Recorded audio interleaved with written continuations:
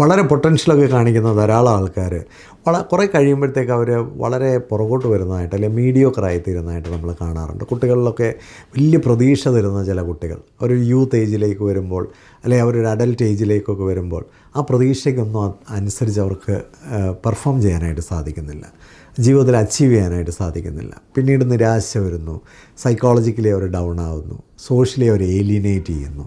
ഇങ്ങനെയൊക്കെയുള്ള അവസ്ഥകൾ ഒരുപാട് ആൾക്കാരിൽ നിന്ന് കാണുന്നുണ്ട്. അപ്പോൾ നമുക്ക് ഉള്ള പൊട്ടൻഷ്യൽ കൊണ്ട് നമുക്ക് കുറച്ചുകൂടെ പവർഫുള്ളായിട്ട് അങ്ങനെ ലോകത്ത് മാറാം. അതിനൊരു ഡെവലപ്മെൻറ്റൽ ആറ്റിറ്റ്യൂഡ് നമ്മൾ ക്രിയേറ്റ് ചെയ്തേ പറ്റുള്ളൂ. അതിനായിട്ട് നമ്മൾ അക്വയർ ചെയ്യേണ്ട ചില സ്കിൽസുണ്ട്, നമ്മൾ ഫോഴ്സ് ചെയ്യേണ്ട ചില ആറ്റിറ്റ്യൂഡുകളുണ്ട്. അതിനെക്കുറിച്ചാണ് ഈ വീഡിയോ സംസാരിക്കുന്നത്.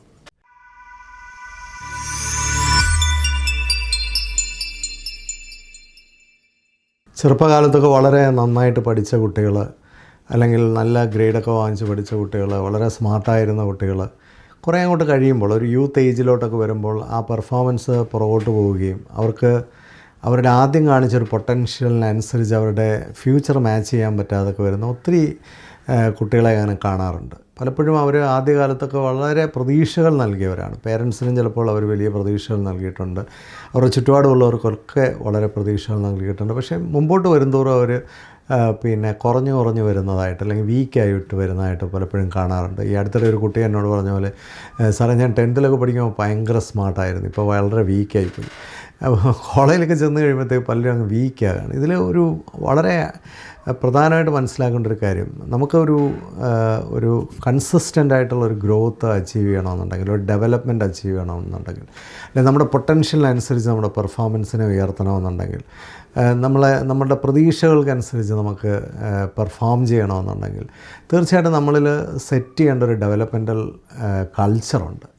അത്തരത്തിലുള്ളൊരു കൾച്ചർ, അത്തരത്തിലുള്ള കുറേ ട്രെയ്റ്റ്സ്, അത്തരത്തിലുള്ള കുറേ ഹാബിറ്റുകൾ, ആറ്റിറ്റ്യൂഡ്, ഇതൊക്കെ നമ്മുടെ ജീവിതത്തിൽ കൂടെ കൊണ്ടുപോയെങ്കിൽ മാത്രമേ നമുക്കൊരു സ്ഥിരമായി പ്രോഗ്രസ് ചെയ്യുന്ന ഒരു മുന്നേറ്റമുള്ള ഒരാളായിട്ട് മാറാനായിട്ട് പറ്റുള്ളൂ. ചില ആൾക്കാരെ കാണുമ്പോൾ അവർ ഓവർ ദ ഇയേഴ്സ് ഇങ്ങനെ വളർന്നുകൊണ്ടേയിരിക്കും. അത് വളരെ മനോഹരമാണ് കാണാൻ. ഓരോ പീരീഡിലും അവരെ കാണുമ്പോൾ, അല്ലെങ്കിൽ ഓരോ കാലഘട്ടത്തിലും അവരെ കാണുമ്പോൾ അവർ വളരെ വളരെ റിലവൻ്റ് ആയിക്കൊണ്ട്, അല്ലെങ്കിൽ വളരെ വളരെ മീനിങ് ഫുൾ ആയിക്കൊണ്ട്, വളരെ അപ്ഡേറ്റഡ് ആയിക്കൊണ്ട് മുന്നേറുന്നതായിട്ട് കാണാം. അങ്ങനെയുള്ള വ്യക്തിത്വങ്ങളുടെ അടിസ്ഥാനത്തെക്കുറിച്ചാണ് ഇന്നത്തെ ഈ വീഡിയോയിൽ പ്രത്യേകമായിട്ട് പറയാൻ ആഗ്രഹിക്കുന്നത്. ഒന്നാമത്തെ കാര്യം എന്ന് പറയുന്നത് നമുക്കുള്ളൊരു കൺസിസ്റ്റൻസി വേണം, ഒരു ഡിസിപ്ലിൻ ആൻഡ് കൺസിസ്റ്റൻസി. പലപ്പോഴും ഡിസിപ്ലിൻ ആണ് കൺസിസ്റ്റൻ്റ് ആക്കുന്നത്, അല്ലെങ്കിൽ കൺസിസ്റ്റൻ്റ് ആയിട്ടുള്ളവർ വളരെ ഡിസിപ്ലിൻഡ് ആയിരിക്കും. അപ്പം എന്ത് കാര്യം നമ്മൾ തുടങ്ങിയാൽ, എന്ത് കാര്യം ചെയ്താലും അത് നിരന്തരമായിട്ടും ഉത്സാഹത്തോടെയും ചെയ്യാൻ കഴിയണം. നമുക്ക് പലപ്പോഴും കുറച്ചങ്ങോട്ട് മുമ്പോട്ട് പോകുമ്പോഴത്തേക്ക് അതിൻ്റെ ഒരു ഉത്സാഹം കുറയുന്നു, അതിൻ്റെ ഒരു എന്തൂസിയാസം കുറയുന്നു. പലപ്പോഴും ആരംഭശൂരത്വമാണ് മലയാളിയെക്കുറിച്ച് പൊതുവേ പറയുന്ന ആരംഭശൂരത്വം. എല്ലാം തുടങ്ങാനൊക്കെ ഭയങ്കര ഇതാണ്. ജിമ്മിലൊക്കെ പോകുന്നു, പുതിയ വർഷം എല്ലാ ദിവസവും ജിമ്മിൽ പോകുന്നു, എല്ലാ ദിവസവും എക്സസൈസ് ചെയ്യുന്നു എന്നൊക്കെ പറഞ്ഞിട്ട് 10-20 ദിവസം ഇതൊക്കെ പതുക്കെ കണ്ടിന്യൂ ചെയ്യുന്നു. അത് കഴിഞ്ഞ് പതുക്കെ താഴോട്ട് പോകുന്നു. അപ്പം നമ്മൾ കൺസിസ്റ്റൻ്റായിട്ട് അത് ചെയ്യുമ്പോൾ നമുക്കുണ്ടാകുന്നൊരു പ്രോഗ്രസ് ഉണ്ട്. ആ പ്രോഗ്രസ് മാനസികമായിട്ട് എൻജോയ് ചെയ്യാൻ നമുക്ക് കഴിയണം. വളരെ വളരെ ഡിസിപ്ലിൻഡായിട്ടും വളരെ സിസ്റ്റമാറ്റിക്കായിട്ടും ഒരു കൺസിസ്റ്റൻ്റ് എഫേർട്ട് ഇടുന്നവരാണ് ജീവിതത്തിൽ ഡെവലപ്പ് ചെയ്യുന്നത്. പെട്ടെന്ന് എന്തെങ്കിലുമൊക്കെ നേടിക്കളയാമെന്ന് ആരെങ്കിലും വിചാരിക്കുന്നുണ്ടെങ്കിൽ അതൊന്നും നടക്കാൻ പോകുന്നില്ല. ലോകത്ത് വിജയിച്ചിട്ടുള്ള ആൾക്കാർക്കെല്ലാം ഒരു പ്രത്യേകതയുണ്ട്.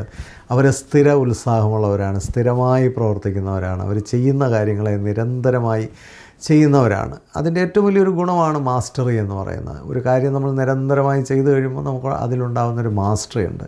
ചില ആൾക്കാർ ഇപ്പോൾ ഞാൻ ഒരു വീടിൻ്റെ ഒരു റിനോവേഷനിലാണ്. ഞാൻ പല ആൾക്കാരുമായിട്ടും പല തരത്തിലുള്ള സ്കിൽഡ് ലേബറേഴ്സിനെ ഈ വീട്ടിൽ പല കാര്യങ്ങൾക്കായിട്ട് എൻഗേജ് ചെയ്യുമ്പോൾ ചില ആൾക്കാർക്ക് ഒരു ഓതൻറ്റിസിറ്റി ഉണ്ട്, മാസ്റ്ററി ഉണ്ട്.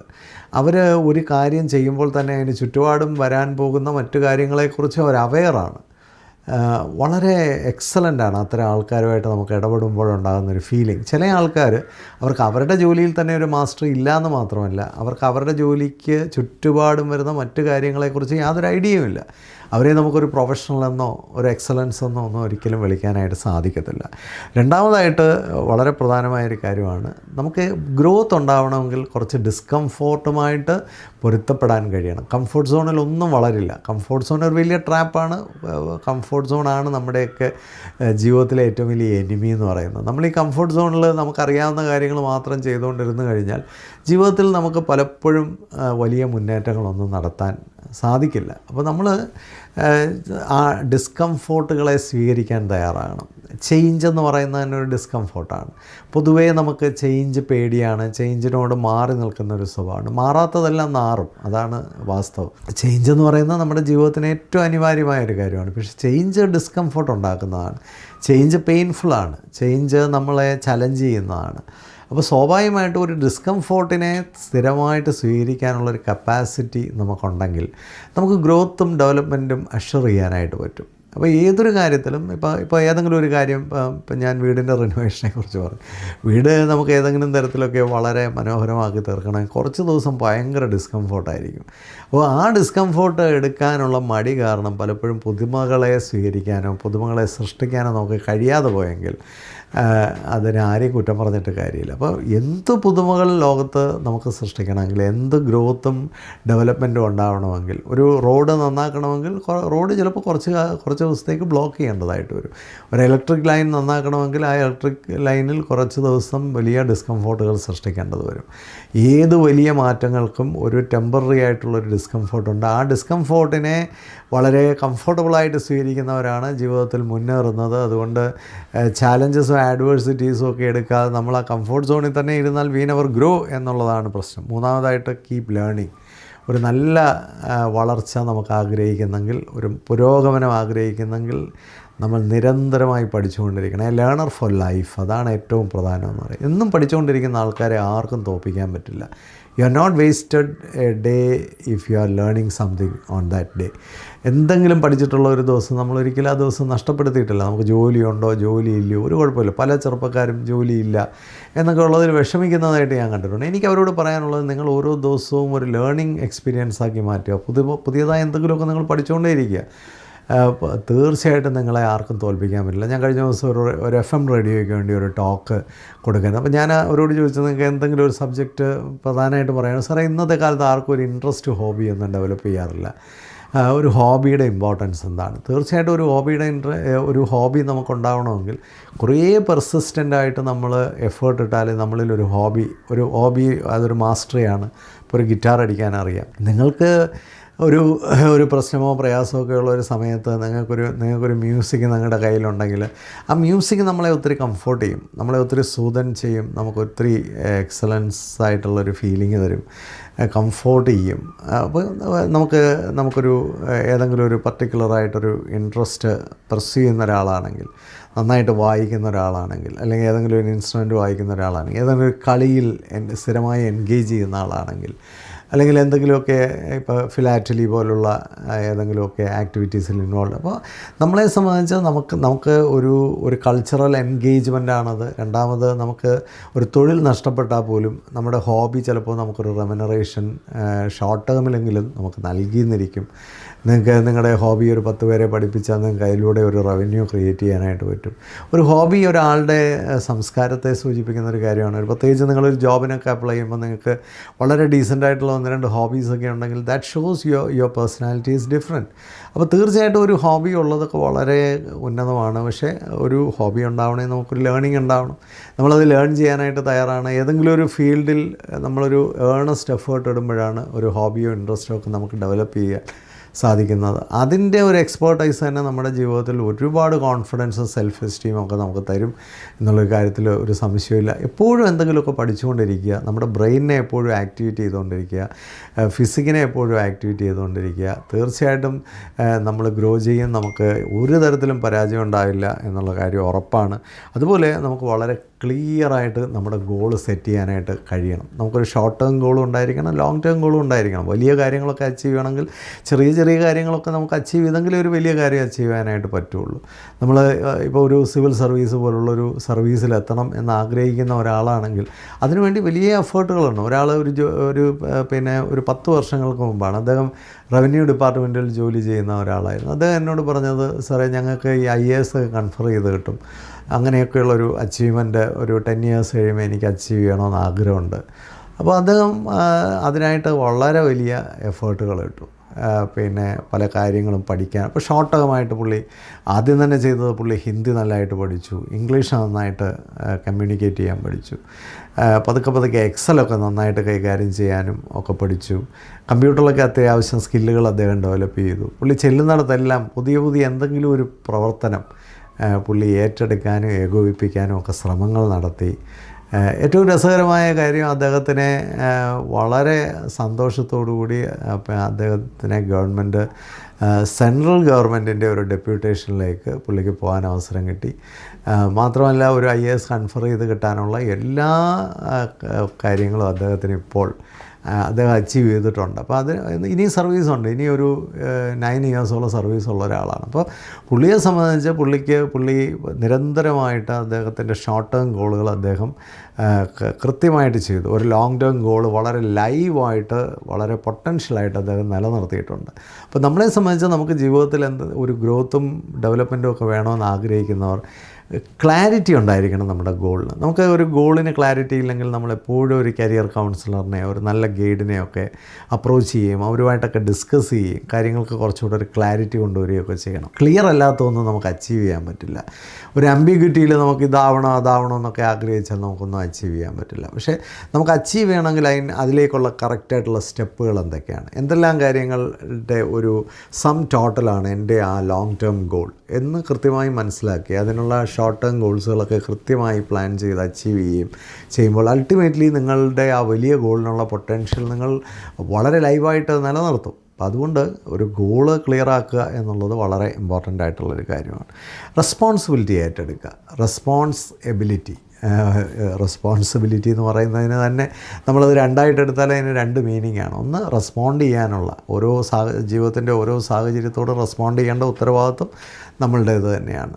അതുപോലെ തന്നെ അതിനുവേണ്ട എബിലിറ്റിയും ഡെവലപ്പ് ചെയ്യുക. ആ റെസ്പോൺസിബിലിറ്റി എടുക്കുന്ന ഒരു ശീലം, ചെറിയ കാര്യങ്ങൾക്ക് പോലും റെസ്പോൺസിബിലിറ്റി എടുത്ത് ശീലിച്ചാൽ വലിയ കാര്യങ്ങളുടെ റെസ്പോൺസിബിലിറ്റി എടുക്കാൻ നമുക്ക് വളരെ ഈസി ആയിട്ട് നാളെ സാധിക്കും. പലരുടെയും പ്രശ്നം എന്നാന്ന് ചോദിച്ചാൽ, നമ്മുടെ ജീവിതത്തിൽ പലതും അച്ചീവ് ചെയ്യാത്തതിൻ്റെ കാരണം പലപ്പോഴും മറ്റുള്ളവരെ ബ്ലെയിം ചെയ്യുക, അല്ലെങ്കിൽ അവർ കാരണമാണ് എനിക്ക് ഇങ്ങനെ ഉണ്ടായത്, ഇവർ കാരണമാണ് ഇങ്ങനെ ഉണ്ടായത്, അല്ലെങ്കിൽ എൻ്റെ പേരൻസ് അങ്ങനെയുള്ളവരായതുകൊണ്ടാണ്, എൻ്റെ സാഹചര്യം ഇങ്ങനെയുള്ളത് കൊണ്ടാണ്, എൻ്റെ റിലീജിയനോ കാസ്റ്റോ ഒക്കെ ഇങ്ങനെ ആയതുകൊണ്ടാണ് എനിക്കൊന്നും അച്ചീവ് ചെയ്യാൻ പറ്റാതെ പോയെന്നൊക്കെ ബ്ലെയിം ചെയ്യുന്ന ആൾക്കാർ ഒരു കാര്യം മനസ്സിലാക്കണം. ജീവിതത്തിൽ വിജയിച്ചിട്ടുള്ള മനുഷ്യരെല്ലാം അവരുടെ ലൈഫിൻ്റെ വിജയത്തിൻ്റെ റെസ്പോൺസിബിലിറ്റി അവർ തന്നെ വളരെ ക്ലിയറായിട്ട് ഏറ്റെടുത്തിട്ടുള്ളവരാണ്. അങ്ങനെയുള്ളവരെ ജീവിതത്തിൽ അച്ചീവ് ചെയ്യുള്ളൂ. നമുക്കെല്ലാ സാഹചര്യങ്ങളും ഒരുങ്ങി വന്നിട്ടാണ് നമ്മൾ വിജയിക്കാൻ ആഗ്രഹിക്കുന്നതിൽ അങ്ങനെയൊന്നും നടക്കാൻ പോകുന്നില്ല. പലരെക്കുറിച്ചും പലരും പറയാറുണ്ട്, അവന് ഭയങ്കര ഭാഗ്യമായിരുന്നു. നമുക്ക് ദൂരെ നോക്കുമ്പോൾ അവനും അവളും ഒക്കെ ഭാഗ്യമുള്ളവരാണ്. പക്ഷേ അവരുടെ അടുത്തേക്ക് പോകുമ്പോഴാണ് അവരിട്ട എഫേർട്ട് എന്താണ്, അവരതിനു വേണ്ടി നൽകിയ സാക്രിഫൈസുകൾ എന്താണ്, അവരെന്തും വേണ്ടി റെസ്പോൺസിബിലിറ്റി ഒരുമിച്ചെടുത്തു, ഇതൊക്കെ നമുക്ക് മനസ്സിലാക്കണേ അവരുടെ അടുത്തേക്ക് ചെല്ലണം. ദൂരെ നിൽക്കുന്നവർക്കത് ഭാഗ്യമോ ലക്കിനൊക്കെ കിട്ടിയതാണ്. ഒരു കാര്യം വളരെ വ്യക്തമാണ്, ഫോർച്യൂൺ ഫേവേഴ്സ് ദ ബ്രേവ്. വളരെ വളരെ ശക്തമായിട്ട് റെസ്പോൺസിബിലിറ്റി ഏറ്റെടുക്കുന്നവർക്കായിരിക്കും വിജയവും അതുപോലെ തന്നെ എല്ലാ ഓപ്പർച്യൂണിറ്റിയും കിട്ടുന്നത്. അതിനൊരു സംശയവുമില്ല. ഇപ്പോൾ കാര്യങ്ങളൊക്കെ നമുക്ക് അനുകൂലമാക്കി എടുക്കുകയാണ്, ഒന്നും അനുകൂലമായി വരികയല്ല. ചിലപ്പോൾ ചില ഭാഗ്യങ്ങളൊക്കെ അതിൻ്റെ കൂടെ കിട്ടിയേക്കും. അതൊക്കെ സംഭവിക്കണമെങ്കിൽ തന്നെ നമ്മളതിൻ്റെ റെസ്പോൺസിബിലിറ്റി ഏറ്റെടുക്കണം. ജീവിതത്തിൽ എനിക്ക് പഠിക്കാൻ പറ്റിയില്ല, ഓക്കെ, ഇനിയും നമുക്ക് പഠിക്കാൻ പറ്റും. ആ റെസ്പോൺസിബിലിറ്റി ഞാൻ ഏറ്റെടുക്കണം. ഇപ്പം എന്നെ സംബന്ധിച്ച് ഞാൻ ഒരു വളരെ ഡിഫറെൻ്റ് ആയിട്ടുള്ളൊരു ഫീൽഡിൽ ഒരു 30 വയസ്സിൽ ഞാൻ എൻ്റെ കംപ്ലീറ്റ് കരിയറും മാറ്റി വേറൊരു ഫീൽഡിലേക്ക് വന്നു. അപ്പോൾ അവിടെ എനിക്ക് വിജയിക്കണമെന്നുണ്ടെങ്കിൽ അതിൻ്റെ റെസ്പോൺസിബിലിറ്റി ഞാൻ തന്നെ എടുത്തേ പറ്റുള്ളൂ. അതിന് വേണ്ടതെല്ലാം ഞാൻ പഠിച്ചുകൊണ്ടേയിരിക്കണം, എന്നും പഠിച്ചുകൊണ്ടിരിക്കുന്നു. അതിൻ്റെ റെസ്പോൺസിബിലിറ്റി എനിക്കുള്ളതാണ്. എനിക്ക് ക്ലയൻസിനെ കിട്ടണമെങ്കിൽ അതിൻ്റെ റെസ്പോൺസിബിലിറ്റി എനിക്കുള്ളതാണ്. ആരുടെയും ഹെൽപ്പോ ആരുടെയും സഹായമോ ഒന്നും പ്രതീക്ഷിച്ചുകൊണ്ട് നമുക്ക് ഒരു രംഗത്തും വിജയിക്കാനായിട്ട് സാധിക്കില്ല. നേരെ മറിച്ച് നിങ്ങൾ സ്വന്തമായ റെസ്പോൺസിബിലിറ്റി എടുത്ത് നിങ്ങൾക്ക് വേണ്ട എല്ലാ അച്ചീവ്മെൻറ്റ്സിൻ്റെ എല്ലാ ഫങ്ഷൻസും നിങ്ങൾ തന്നെ ഏറ്റെടുത്ത് ചെയ്യാമെങ്കിൽ ഫിനോമിനൽ എക്സലൻസ് നിങ്ങൾക്ക് ക്രിയേറ്റ് ചെയ്യാൻ പറ്റും. പക്ഷെ അതൊക്കെ ഇച്ചിരി പെയിൻഫുള്ളാണ്. ആ പെയിനൊക്കെ എടുക്കുന്നവരാണ് ലോകത്തിൽ വിജയിക്കുന്നത്. എല്ലാവർക്കും എല്ലാ സാഹചര്യങ്ങളും അനുകൂലമായിട്ട് കിട്ടിയിട്ട് വിജയിക്കാനിരുന്നാൽ ഒരിക്കലും നടക്കില്ല. അതുപോലെ വളരെ പ്രധാനമായൊരു കാര്യമാണ് ക്ഷമ. നമ്മൾ വിചാരിക്കുന്ന സമയത്തെല്ലാം കിട്ടണമെന്ന് ആഗ്രഹിക്കുന്നത് ഒരു രോഗാതുരമായ അവസ്ഥയാണ്. ഇപ്പോഴത്തെ ചെറുപ്പക്കാർക്കൊക്കെ പെട്ടെന്നെല്ലാം കിട്ടണം, പെട്ടെന്ന് വലിയ സാലറി കിട്ടണം, പെട്ടെന്ന് വലിയ കയ്യടി കിട്ടണം, പെട്ടെന്ന് റിവാർഡ് കിട്ടണം. ഒന്നും സംഭവിക്കില്ല. ഒരു മാസ്റ്ററി എന്ന് പറയുന്നത് ഇയേഴ്സ് ഓഫ് എക്സ്പീരിയൻസ് കൊണ്ട് കിട്ടുന്നതാണ്. നോളജ് കൊണ്ടൊന്നും ഒരു മാസ്റ്ററി ഒന്നും ഉണ്ടാകില്ല. You need wisdom to enjoy mastery. ആ വിസ്ഡം എന്ന് പറയുന്ന ഇയേഴ്സ് ഓഫ് എക്സ്പീരിയൻസിലൂടെ മാത്രം കിട്ടുന്നൊരു കാര്യമാണ്. ഒരു മനുഷ്യന് ഈ അടുത്തിടയിൽ ഒരു മനുഷ്യനെ ഞാൻ കണ്ടു. അദ്ദേഹം ഡിഫൻസിൽ നിന്നൊക്കെ റിട്ടയർ ചെയ്ത് വന്നിട്ട് പുള്ളി അങ്ങ് കൗൺസിലറാണെന്നൊക്കെയാണ് പറയുന്നത്. പുള്ളിക്ക് പുള്ളി കൗൺസിലറും അല്ല, പുള്ളി എന്തൊക്കെയോ സൈക്കോളജിയൊക്കെ പഠിച്ചു, അതുകൊണ്ട് ഇനി ഭയങ്കര സൈക്കോളജിസ്റ്റാണ് എന്നൊക്കെ പുള്ളി തന്നെ അങ്ങ് പ്രഖ്യാപിച്ച് നടക്കുകയാണ്. സത്യം പറഞ്ഞാൽ പുള്ളി ഒരു ദുരന്തമാണെന്നുള്ളത് പുള്ളിയെ എക്സ്പീരിയൻസ് ചെയ്യുന്നവർക്കേ മനസ്സിലാവുള്ളൂ. കാരണം കുറച്ച് നോളജൊക്കെ ഉണ്ടെങ്കിൽ അത് ചാറ്റ് GPT-യിൽ നോളജ് ഉണ്ടെന്നും പറഞ്ഞ് ചാറ്റ് GPT വെച്ചുകൊണ്ട് നമുക്ക് എന്തെങ്കിലും കാര്യങ്ങൾ ചെയ്യാൻ പറ്റുമോ? ഒരു ഡോക്ടർ എന്നൊക്കെ പറയുന്നത് ഇയേഴ്സ് ഓഫ് എക്സ്പീരിയൻസ് ആണ്. ഒരു കൗൺസിലറോ ഒരു ഏത് ഫീൽഡിലുള്ള ഒരാളാണ്. ഞാനിപ്പോൾ എനിക്കൊരു ഇൻറ്റീരിയർ ഡെക്കറേഷൻ ചെയ്യുന്ന ഒരാൾ എൻ്റെ വീട്ടിലിപ്പോൾ ജോലി ചെയ്യുന്നു. അദ്ദേഹത്തിൻ്റെ അണ്ടറിൽ കുറച്ച് പേര് ജോലി ചെയ്യും. ഞാൻ അദ്ദേഹത്തിനെ ശ്രദ്ധിക്കുകയാണ്. ഓരോ കാര്യത്തിനും അദ്ദേഹത്തിനൊരു സൊല്യൂഷനുണ്ട്. അത് പുള്ളി ചെയ്യുന്ന ജോലിയിൽ മാത്രമല്ല, പുള്ളി ചെയ്തുകൊണ്ടിരിക്കുന്ന ആ വീടിനകത്ത് ഉണ്ടാകുന്ന എല്ലാ കാര്യങ്ങളെക്കുറിച്ചും അദ്ദേഹത്തിന് കൃത്യമായൊരു സൊല്യൂഷനുണ്ട്. അതിനെല്ലാം പുള്ളിക്ക് എന്തെങ്കിലും ഒരു ഓൾട്ടർനേറ്റീവ് ഉണ്ട്. This is what is wisdom. ഇത് ചുമ്മാ കുറേ പുസ്തകത്തിൽ പഠിച്ചൊന്നും ചെയ്യാൻ പറ്റില്ല. ഒരു സിറ്റുവേഷൻ വരുമ്പോൾ ആ സിറ്റുവേഷൻ അനുസരിച്ച് റേസ് ചെയ്യാനുള്ള കപ്പാസിറ്റിയാണ് വിസ്ഡം എന്ന് പറയുന്നത്. അതൊരു കാര്യപ്രാപ്തി എന്നൊക്കെ പറയുന്നത്. അത് ഏത് ഫീൽഡിലും അച്ചീവ് ചെയ്യണമെങ്കിൽ you need art core experience. അപ്പോൾ പെട്ടെന്നെല്ലാം കിട്ടണം, പെട്ടെന്ന് വലിയ ആളാവണം, പെട്ടെന്ന് കയ്യടി വാങ്ങിക്കണം, ഒറ്റ ദിവസം കൊണ്ട് മമ്മൂട്ടിയാവണം, ഇതൊന്നും നടക്കുന്ന കാര്യങ്ങളല്ല. അങ്ങനെയുള്ള ധാരണകൾ തന്നെ ഒരു രോഗാതുരമാണെന്ന് ഞാൻ പറയും. അങ്ങനെയുള്ളവരൊന്നും ജീവിതത്തിൽ ഒന്നും ആവില്ല. അവസാനം സ്വയം ഇങ്ങനെ പൊക്കിക്കൊണ്ട് നടക്കാമെന്നുള്ളതേ ഉള്ളൂ. നമ്മൾ മനസ്സിലാക്കേണ്ട ഏതെങ്കിലും ഒരു ഫീൽഡിൽ നമുക്കൊരു എക്സ്പേർട്ടൈസ് വേണമെങ്കിൽ അതിനുവേണ്ടി നമ്മൾ ഒരുപാട് എഫേർട്ടുകൾ കണ്ടിന്യൂസ് ആയിട്ടിട്ട് വളരെ പേഷ്യൻ്റായിട്ട് ആ എഫേർട്ട് ഇടുമ്പോഴും അതിൻ്റെ റിസൾട്ട് ഉടനെ ഉണ്ടാകണമെന്ന് കിട്ടുന്നെങ്കിൽ നല്ല കാര്യം. Some are really lucky, they get the result very fast. അത് അത്രയേ ഉള്ളൂ. പിന്നെ അതൊന്നും എപ്പോഴും പ്രതീക്ഷിക്കുകയും ചെയ്യരുത്. ഒരിക്കൽ റിസൾട്ട് കിട്ടിയെന്ന് പറഞ്ഞാൽ എപ്പോഴും അങ്ങനെ റിസൾട്ട് കിട്ടണമെന്നില്ല. Efforts are very important. ആ എഫേർട്ട് ഇട്ടുകൊണ്ടേയിരിക്കുക. ഞാനൊരു കാര്യം ഉറപ്പ് തരാം, ആ എഫേർട്ട് ഇട്ടുകൊണ്ടിരിക്കുന്നവർക്ക് റിസൾട്ട് കിട്ടിത്തുടങ്ങിയാൽ പിന്നെ ആ റിസൾട്ട് കിട്ടിക്കൊണ്ടേയിരിക്കും. അവർക്ക് ഉറക്കത്തിൽ പോലും അവർ വിജയിച്ചുകൊണ്ടിരിക്കും. അതാണ് ആ എഫേർട്ട് നിരന്തരമായിട്ട് കാത്തിരിക്കാൻ കഴിയുന്ന പേഷ്യൻസ് തന്നെ വലിയൊരു ലീഡർഷിപ്പാണ്. പേഷ്യൻസ് എന്ന് പറയുന്നത് വലിയൊരു സൂപ്പർ പവറാണ്. വലിയ ലീഡേഴ്സിലെല്ലാം ഉള്ളൊരു വലിയ quality, they are very patient, they wait, everything will follow at the right time. ഈ ആക്രാന്തം കാണിക്കുന്നതൊക്കെ ഒരു സ്ലേവറിയാണ്. വളരെ പേഷ്യൻസോടെ വെയിറ്റ് ചെയ്ത് ഇരിക്കുന്ന ആൾക്കാർ, അവർക്ക് കിട്ടേണ്ടതൊക്കെ ആ ടൈം ആകുമ്പോൾ കിട്ടും. ഇച്ചിരി താമസിച്ചൊക്കെ കിട്ടുമ്പോൾ അതിൻ്റെ ഒരു മഹത്വവും വളരെ എക്സലൻ്റ് ആയിരിക്കും. ചിലരൊക്കെ നേരത്തെ ആയിട്ട് അങ്ങ് കുളവാക്കുന്ന ആൾക്കാരുണ്ട്. എനിക്കറിയാവുന്ന ഒരാളാണ്. പുള്ളി വളരെ നേരത്തെ തന്നെ ഒരു കോളേജിൻ്റെ പ്രിൻസിപ്പലായി എന്ന് മാത്രമല്ല, ആ കസേരയിലിരുന്ന് അത് മുഴുവൻ കുളവാക്കിയെന്ന് മാത്രമല്ല, ഇനി അങ്ങേർക്ക് ഒരു വിലയില്ല. കാരണം ഇനി കുറേ കാലം കൂടെ ഉണ്ട് അദ്ദേഹം റിട്ടയർ ചെയ്യാൻ. അയാൾ ആ ജോലിയിലിരിക്കുമ്പോൾ തന്നെ നാട്ടുകാരെല്ലാം ചീത്ത വിളിക്കുകയാണ്. അപ്പോൾ അതെന്താണ്, ഈ ഏർലിയറായിട്ട് ആക്രാന്തം കാണിച്ച് പിടിച്ചതൊക്കെ വാങ്ങിച്ചതിൻ്റെ കുഴപ്പമാണ്. ഒരു കുറച്ചുകൂടെയൊക്കെ ലേറ്റായിട്ട് പുള്ളിയേക്കാൾ സീനിയർ ആൾക്കാരൊക്കെ ഉണ്ടായിരുന്നു, അവർക്കൊക്കെ കൊടുത്ത് പുള്ളി പതുക്കെ ഇരുന്നിരുന്നെങ്കിൽ പുള്ളിക്ക് ആ ടൈമൊക്കെ ആകുമ്പോൾ ആ മെച്ചുവേർഡായിട്ട് വളരെ ഇരുത്തം വന്ന് ആ കസേരയിലൊക്കെ വന്നിരുന്നെങ്കിൽ പുള്ളിയുടെ ശിഷ്ടമുള്ള കാലത്തെങ്കിലും നല്ല ഓർമ്മകൾ ലോകത്തുണ്ടാകുമായിരുന്നു. ഇത് പുള്ളിയെ ഓർക്കുമ്പോൾ തന്നെ ആൾക്കാരെ ഓക്കാനിക്കും. ഇങ്ങനെയുള്ള മനുഷ്യരാവാൻ നമ്മൾ ഒരിക്കലും ശ്രമിക്കരുത്. And surround yourself with wise people. അത് വളരെ ഇമ്പോർട്ടൻ്റ് ആണ്. നമുക്ക് ഗ്രോത്ത് ഉണ്ടാവണമെങ്കിൽ വളരെ മികച്ച ആൾക്കാരുമായിട്ട് സറൗണ്ട് ചെയ്യണം. കഴിഞ്ഞ ദിവസം എന്നെ വിളിച്ചത് വളരെ എക്സെപ്ഷണലി ഗ്രോ ചെയ്ത ഒരു ബിസിനസ്മാനാണ്.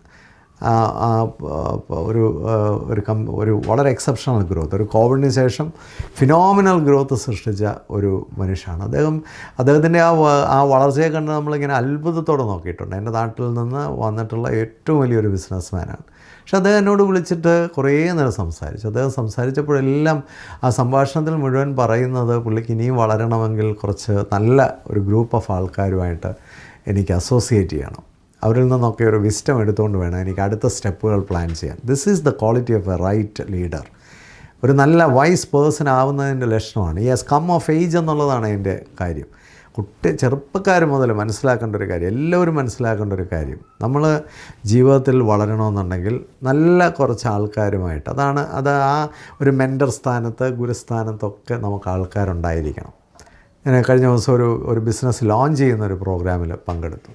ആ ലോഞ്ച് ചെയ്യുന്ന ആ പ്രോഗ്രാമിൽ ഞാൻ പങ്കെടുക്കുമ്പോൾ എനിക്ക് വളരെ സന്തോഷം തോന്നിയ ഒരു കാര്യം, ആ ബിസിനസ് തുടങ്ങുന്നതിന് മുമ്പ് ഒരു ആവശ്യത്തിന് കൺസൾട്ടേഷൻ, അതിൻ്റെ എല്ലാ രംഗത്തുള്ള എക്സ്പേർട്ടുകളുമായിട്ട് ധാരാളം കൺസൾട്ടേഷനൊക്കെ നടത്തി കൃത്യമായി പിച്ച് ചെയ്തിട്ടാണ് അതങ്ങോട്ട് ലോഞ്ച് ചെയ്തിരിക്കുന്നത്. അതുകൊണ്ട് തന്നെ നമുക്ക് ഉറപ്പാക്കാം അത് വളരും, ഒരു സംശയമില്ല. അപ്പോൾ surround yourself with right people എന്ന് പറയുമ്പോൾ എല്ലാ തരത്തിലുള്ള എക്സ്പേർട്ടുകളുമായിട്ട് നമുക്കൊരു ബിസിനസ് രംഗത്തൊക്കെയാണ് നമ്മൾ നിൽക്കുന്നതെങ്കിൽ നമുക്ക് അതുമായിട്ട് അതിൻ്റെ ക്രിട്ടിക്കൽ ഏരിയയിലൊക്കെ നിൽക്കുന്ന ആൾക്കാരെയൊക്കെ നമ്മൾ പരിചയപ്പെടുകയോ കൺസൾട്ടൻസ് ആക്കുകയോ ഒക്കെ ചെയ്ത് നമ്മുടെ ജീവിതത്തിൽ നല്ല, ഇപ്പോൾ നമ്മളൊരു സ്റ്റുഡൻ്റ് ആണെങ്കിൽ നമ്മൾ പോകുന്ന മേഖലയിൽ അല്ലെങ്കിൽ നമ്മൾ വളരുന്ന മേഖലയിൽ നമുക്ക് നല്ല വിജ്ഞാനം തരാൻ കഴിയുന്ന ആൾക്കാരുമായിട്ടൊക്കെ ഒരു മെൻറ്റർ എന്നൊക്കെ പറയുന്ന ഒരു ലൈഫിൽ എല്ലാവർക്കും ആവശ്യമാണ്. ഒരു മെൻറ്റർ ആവശ്യമില്ലാത്ത ആരും തന്നെ ഇല്ല. Surround yourself with right people, wise people, വളരെ ഇമ്പോർട്ടൻ്റ് ആയിട്ടുള്ളൊരു കാര്യം. പിന്നെ ഏറ്റവും പ്രധാനമായൊരു കാര്യമാണ് ഇടയ്ക്കിടയ്ക്കൊന്ന് ഇവാലുവേറ്റ് ചെയ്യുക, റിഫ്ലക്റ്റ് ചെയ്യുക. നമ്മളിങ്ങനെ പോയാൽ മാത്രം പോരാ, ഇടയ്ക്കിടയ്ക്കൊന്ന് സ്റ്റോപ്പ് ചെയ്ത് ഒന്ന് അനലൈസ് ചെയ്യുന്നതൊക്കെ നല്ലതാണ്. ഞാൻ കഴിഞ്ഞ ദിവസം ഒരാളുമായിട്ട് സംസാരിക്കുകയാണ്. അദ്ദേഹത്തിന് 35 വയസ്സായി. അദ്ദേഹം ഒരു ഫാമിലിയെക്കുറിച്ചൊന്നും ഇതുവരെ ആലോചിച്ചിട്ടില്ല. അപ്പോൾ പുള്ളി ഇങ്ങനെ ആലോചിക്കാതിരിക്കുകയാണ്. അപ്പോൾ ഞാൻ ആ ചർച്ചയിൽ അത്തരം കാര്യങ്ങളൊക്കെ എടുത്തിട്ടപ്പോൾ പുള്ളി വളരെ വൈകാരികമായി എന്നോട് പറഞ്ഞത്, സാറിനെ ഒന്ന് വന്ന് കണ്ട് ഒന്ന് സീരിയസ് ആയിട്ടൊരു വീണ്ടും ഒന്ന് സംസാരിക്കണമെന്ന് ആഗ്രഹമുണ്ട്. ഞാൻ ചുമ്മാതെ പുള്ളിയോട് എല്ലാ കാര്യങ്ങളും ഒന്ന് ചോദിച്ചാണ്, ഒരു ഫാമിലി ലൈഫൊക്കെ എന്താണ് ആലോചിക്കാത്തത് എന്നൊക്കെ പറഞ്ഞപ്പോൾ അദ്ദേഹം അതിനെയൊക്കെ ഒഴിഞ്ഞു മാറി എനിക്ക് അതിലൊന്നും വലിയ താല്പര്യമില്ല എന്നൊക്കെ പറഞ്ഞെങ്കിലും അദ്ദേഹം പിന്നീട് എന്നെ വിളിച്ച് ഒരു ടൈം സ്ലോട്ട് ചോദിച്ച് എന്നോടൊരു സീരിയസ് ഡിസ്കഷൻ വന്നു. അപ്പോൾ ഞാൻ മനസ്സിലാക്കിയ ഒരു കാര്യം, അദ്ദേഹം അങ്ങനെ ഒരു കാര്യത്തെപ്പറ്റി ഒരു വയസ്സായിട്ടുള്ള ആരുമായിട്ടും ചർച്ച ചെയ്തിട്ടില്ല. ജീവിതത്തിൽ ഇത്രയൊക്കെ നേട്ടങ്ങൾ അദ്ദേഹം പേഴ്സണൽ ലൈഫിൽ ഉണ്ടാക്കിയിട്ട് ഒരു കമ്പനിയുടെ ഒരു അസിസ്റ്റൻറ്റ് ജനറൽ മാനേജർ വരെ ആയി പുള്ളി.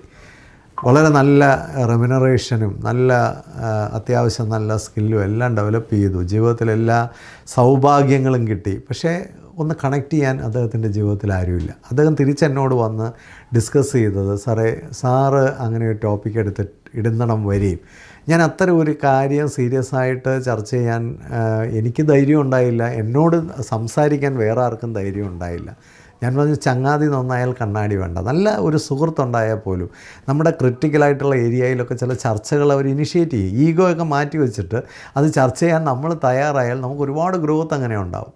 ഞാൻ പറഞ്ഞു വരുന്നത് എന്താണെന്ന് ചോദിച്ചാൽ, ഈ വ്യക്തി അദ്ദേഹത്തിൻ്റെ ചില പേടികളെക്കുറിച്ചാണ് എന്നോട് പറഞ്ഞത്. ഒരു കുടുംബജീവിതത്തെപ്പറ്റി അദ്ദേഹത്തിനുണ്ടായിരുന്ന കുറേ പേടികളാണ്. ഞങ്ങളുടെ ആ ചർച്ച അദ്ദേഹത്തിൻ്റെ ആ പേടികളെല്ലാം വളരെ റെഡ്യൂസ് ചെയ്യുകയും പിന്നെ അദ്ദേഹം ആ കാര്യത്തിന് വളരെ പോസിറ്റീവായിട്ട് മാറുന്നത് ഞാൻ കണ്ടു.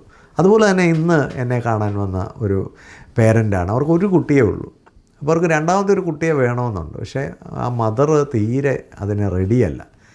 അപ്പോൾ എന്നോട് അവർ ചോദിച്ചു, രണ്ടാമത്തെ കുട്ടി ആവശ്യമുണ്ടോ? അപ്പോൾ ഞാൻ കുറച്ച് നേരം ഒരുപാട് സംസാരിച്ചൊക്കെ കഴിഞ്ഞപ്പോൾ പിരിയാൻ നേരം എന്നോട് പറഞ്ഞത്, തീർച്ചയായിട്ടും രണ്ടാമത്തെ ഒരു കുട്ടി വേണമെന്നുള്ളത് ഞങ്ങൾ തീരുമാനിച്ചിട്ടാണ് പോകുന്നത്. വേറൊന്നുമില്ല, ഒരു ചർച്ചയാണ്. അപ്പോൾ ചില സമയത്തൊക്കെ നമ്മളൊന്ന് റിഫ്ലക്റ്റ് ചെയ്യുന്നതും നമ്മളൊന്ന് ഇവാലുവേറ്റ് ചെയ്യുന്നതും നമ്മളൊന്ന് പോസ് ചെയ്യുന്നതും നമ്മളൊന്ന് സ്ലോ ഡൗൺ ചെയ്യുന്നതും ഒക്കെ നമ്മുടെ ജീവിതത്തെ, നമ്മുടെ പ്രസൻറ്റ് ജീവിതത്തെ ഒന്ന് ഇറങ്ങി നിന്ന്, ഒന്ന് മാറി നിന്ന് ആ ജീവിതത്തെ ഒന്ന് കണ്ട് അതിനെയൊക്കെ ഒന്ന് മാർക്കിടണം. എവിടെയെങ്കിലുമൊക്കെ ഒന്ന് കറക്ഷനോ ഇമ്പ്രൂവ്മെൻറ്റോ ഒരു ബെറ്റർമെൻറ്റോ റീഫോർമേഷനോ ഒക്കെ വരുത്തണമെങ്കിലൊന്ന് വരുത്തണം.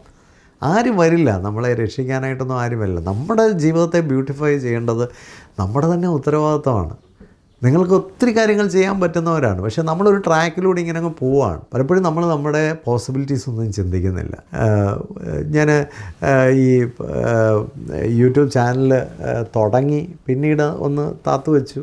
അങ്ങനെ ഇരിക്കുന്ന സമയത്താണ് എൻ്റെ ഒരു സുഹൃത്ത് എന്നോട് പറയുന്നത്, സുനിൽ സാർ തീർച്ചയായിട്ടും ഇത് കണ്ടിന്യൂ ചെയ്യണം. ഇന്നലെ അദ്ദേഹം എന്നെ വിളിച്ചു, കണ്ടിന്യൂ ചെയ്യണം, ഇതൊരിക്കലും നിർത്തരുത്, കാരണം ഞങ്ങൾക്കിത് കേൾക്കാൻ ആഗ്രഹമുണ്ട്. തീർച്ചയായിട്ടും ഇതിൻ്റെ റിസൾട്ടിനെ കുറിച്ചൊന്നും നോക്കണ്ട, കണ്ടിന്യൂസ് ആയിട്ട് ഇതിൻ്റെ എഫേർട്ട് ഇട്ടുകൊണ്ടേ ഇരിക്കുക, ഇത് ധാരാളം പേര് കാണും എന്നൊക്കെ പറഞ്ഞ് അന്ന് പുള്ളി എന്നോട് സംസാരിച്ചു. അങ്ങനെ കുറച്ച് പേർ നിരന്തരമായിട്ട് എന്നെ വിളിച്ചു കഴിഞ്ഞപ്പോൾ ഞാൻ ഒരു കാര്യം തീരുമാനിച്ചു, കണ്ടിന്യൂസ് ആയിട്ട് എന്തെങ്കിലുമൊക്കെ കണ്ടൻറ്റ് ഇങ്ങനെ ഇട്ടുകൊണ്ടേ ഇരിക്കുക. അപ്പം അങ്ങനെ ഇന്ന് വളരെ സക്സസ്ഫുൾ ആയിട്ടുള്ള ഒരു കമ്മ്യൂണിറ്റി ഇതിന് ചുറ്റും വന്നത് അതുകൊണ്ടാണ്. ഒരു ഇവാലുവേഷൻ വല്ലപ്പോഴുമൊക്കെ നമ്മളെക്കുറിച്ച് തന്നെ നടത്തണം. നമുക്ക് എന്തെല്ലാം കാര്യങ്ങൾ ഇനി കൂടുതലായിട്ട് ചെയ്യാം. അപ്പോൾ ഇത് അതുപോലെ തന്നെ എന്തെല്ലാം കറക്ഷൻസ് വരുത്തണം, എന്തെല്ലാം റിഫോർമേഷൻസ് വരുത്തണം, മറ്റുള്ളവർക്ക് കൂടി ആസ്വദിക്കുന്നുണ്ടോ നമ്മുടെ ജീവിതം, നമുക്ക് ചുറ്റുമുള്ളവർ ആസ്വദിക്കുന്നുണ്ടോ, നമ്മുടെ സ്പൗസ് എൻജോയ് ചെയ്യുന്നുണ്ടോ, നമ്മുടെ കുഞ്ഞുങ്ങൾ എൻജോയ് ചെയ്യുന്നുണ്ടോ, വല്ലപ്പോഴൊക്കെ ഒന്ന് റിഫ്ലക്റ്റ് ചെയ്യണം. കുറേ പണം ഉണ്ടാക്കുന്നതും കുറേ ഓടുന്നതും മാത്രമല്ല ജീവിതം. കുറച്ചുകൂടെ മീനിങ് ഫുൾ ആക്കാൻ നമുക്ക് എന്ത് ചെയ്യാൻ പറ്റും, കുറച്ചുകൂടെ എൻറിച്ച്ഡ് ആക്കാൻ എന്ത് ചെയ്യാൻ പറ്റും, കുറച്ചുകൂടെ ഒന്ന് സോൾഫുൾ ആക്കാൻ എന്ത് ചെയ്യാൻ പറ്റും, ഇതൊക്കെ ഒന്ന് മാറി ഒന്ന് ചിന്തിച്ചാലേ മനസ്സിലാവുള്ളൂ. And finally stay humble and also simple. ഒരു എത്ര ഗ്രോത്തും വളർച്ചയും ഒക്കെയാണ്. ഒരു ട്രൂ ഡെവലപ്മെൻ്റ് എന്ന് പറയുന്നത് കുറേ കൂടി ഹംബിളാവുന്ന ഒരവസ്ഥയാണ്. നമ്മൾ മാവൊക്കെ നന്നായി വിളഞ്ഞ മാങ്ങയുമായി നിൽക്കുമ്പോൾ അത് ഭൂമിയിലേക്കൊന്ന് ചാഞ്ഞാണ് നിൽക്കുന്നത്. നമ്മൾ നെൽപ്പാടത്തിലേക്ക് പോയാൽ കാണാം, നെല്ല് നിറഞ്ഞു നിൽക്കുന്ന അവസ്ഥയിൽ നെൽച്ചെടികളെല്ലാം താഴോട്ടൊന്ന് കുനിഞ്ഞാണ് നിൽക്കുന്നത്. നിറയുന്നതിൻ്റെ ഏറ്റവും പ്രധാനപ്പെട്ട റിഫ്ലക്ഷൻ അത് കുനിഞ്ഞു വരും, ഹംബിളാവും എന്നുള്ളതാണ്. അതുപോലെ തന്നെ ഒരു സിംപ്ലിസിറ്റി.